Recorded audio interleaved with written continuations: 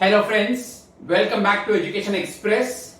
Now we shall start with history civics, but today first we shall begin with civics.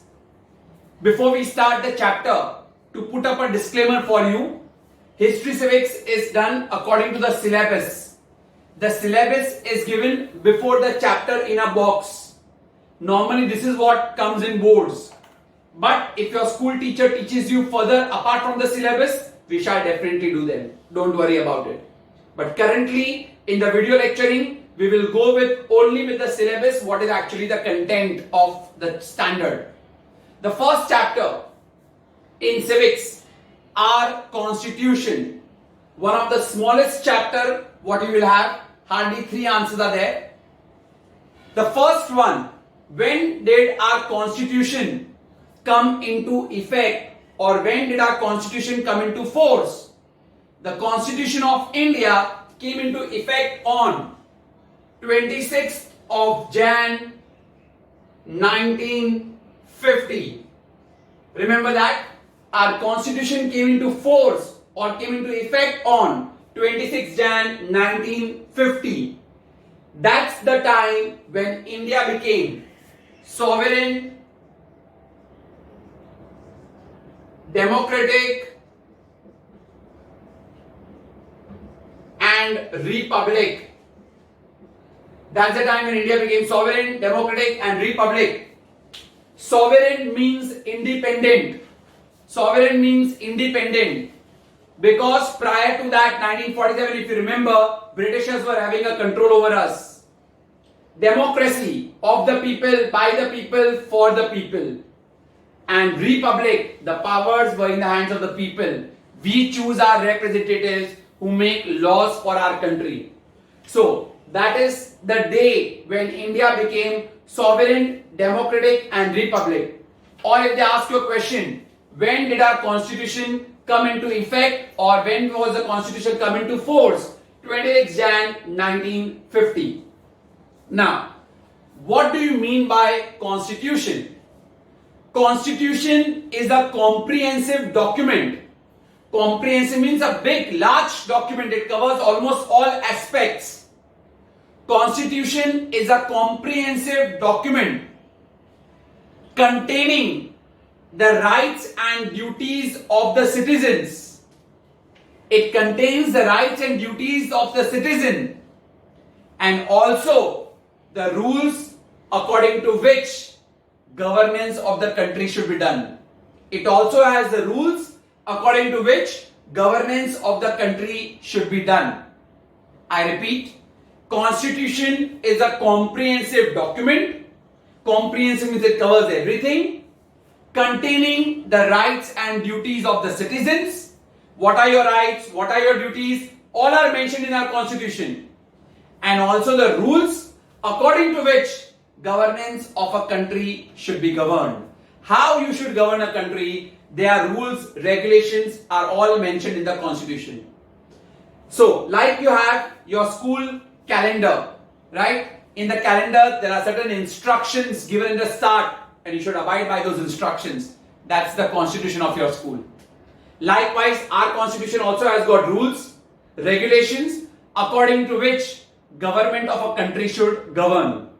According to which government of a country should govern. So one more time, define Constitution. Constitution is a set of, it's a comprehensive document which covers the rights and duties of the citizen, and it is a set of rules and regulation according to which government of a country governs. What is the aim of our Constitution? In the same paragraph, the third last line, what is the aim of our Constitution? The aim of our Constitution is to ensure smooth governance. It is to ensure smooth governance or smooth functioning for its citizens. So there should be a smooth governance, smooth functioning for the citizens. That is the aim of our Constitution. So I finished with when did a Constitution come into effect or come into force? 26 Jan 1950. That's when India became sovereign, democratic and republic. The word sovereign means independent. Democratic is of the people, by the people, for the people. And republic, the people have got the real power to elect their representatives who makes laws for them. What is the constitution? Give its aim. 2-marker answer. Constitution is a comprehensive document containing the rights and duties of the citizens and a set of rules and regulations according to which government of a country governs. What is the aim? Aim is to ensure smooth flow of governance for its citizens. Now, directly we come to the last page. Very important answer, short question. Give the significance of Jan 26. Why this Jan 26 was only selected for our constitution? So significance of Jan 26. 26 January holds a great significance in our country. Why? What happened was Lahore session of Congress. In the Lahore session of Congress, Lahore session of Congress was held where in 1929, December 1929, when the Lahore session of Congress was held, they passed a resolution. They passed a resolution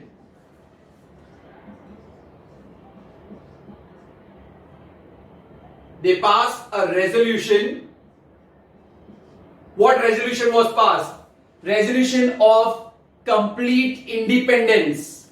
They passed the resolution of complete independence.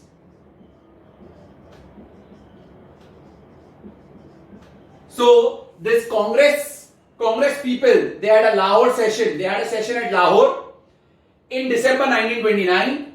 There they passed a resolution. So all members of the Congress, India's Congress Committee, all people, they passed a resolution of complete independence. They passed a resolution of complete independence. Henceforth, that is why, so after that, 26 Jan 1930 was selected as Independence Day.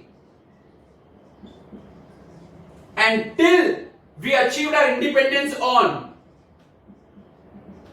till we actually achieved our independence from Britishers on 15th August 1947, 26 Jan was only celebrated as Independence Day. So this is its significance. That is why for our constitution, the date was taken as 26 Jan. I repeat again, 2-marker answer, give the significance of Jan 26. Congress session was held at Lahore in December 1929. There they passed a resolution of complete independence. That we want complete independence from the Britishers. That's when 26 Jan 1930, the next year, December, when they passed the resolutions after 1 month only, 26 Jan 1930 was selected to be the day of independence. Until we actually achieved our independence on 15th August 1947, 26 Jan was celebrated as Independence Day. And because of this significance, 26 Jan was later on taken as for our Republic Day. And then 26 Jan became Republic Day. And this became your Independence Day.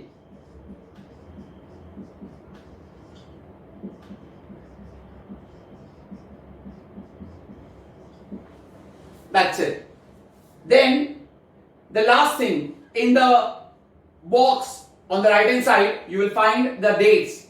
If they ask you, when was the constitution adopted and passed? When was the constitution adopted and passed? Your answer, 26 November 1949. Remember the dates with the year they are asked. When was our constitution adopted and passed? 26 November 1949. And when did our constitution came into effect? When did our constitution came into effect? Your answer will be 26 Jan 1949. 1950. Came into effect or came into force? So answer will be 26 Jan 1950. These are the two dates. I repeat, if they ask you when was our constitution adopted and passed? 26th of November 1949. When did our constitution came into effect? Actually implementation कब हुआ? When did it come into force? Came into effect? 26 Jan 1930. Don't forget the question what they will ask you along with the year. 2 marker answer. So here we have only these 3 questions. That's it. I repeat again. First of all, define constitution. It is a comprehensive document which has the rights and duties of the citizens, also having the set of rules and regulations according to which government of a country governs. What is the aim? Smooth functioning of our country for the welfare of the citizens. Smooth functioning of our country for the welfare of our citizens. That is the aim of the constitution. Next answer. Give the significance of Jan 26. Short question. Significance of Jan 26. Lahore session of the Congress was held in December 1949. There they passed a resolution of complete independence. Purna Swaraj or complete independence. And that's when 26 Jan 1930 was celebrated as Independence Day till we achieved our independence on 15th of August. And that is the reason why 26 Jan was later on taken as a Republic Day or the day when our constitution came into force. Understood the significance? And last, the dates. When was our constitution adopted and passed? 26 November 1949. When did it come into effect or come into force? 26 Jan 1950. Don't get confused. November 1949. 26 Jan 1950. Dates are very important. That's it what we have according to the syllabus. Thank you.